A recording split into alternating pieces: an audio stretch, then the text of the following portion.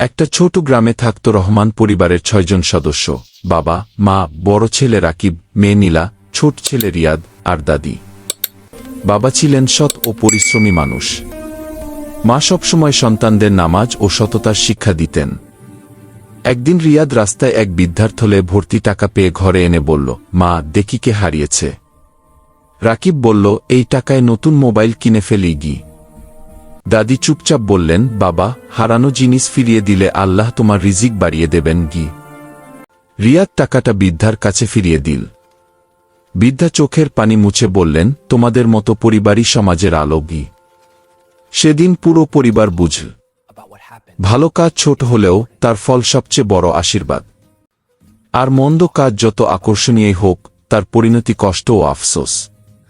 পরিবারের প্রতিটি সদস্য যদি সৎ ও ন্যায়ের পথে থাকে, তবে সেই ঘরেই আল্লাহর বরকত নেমে আসে।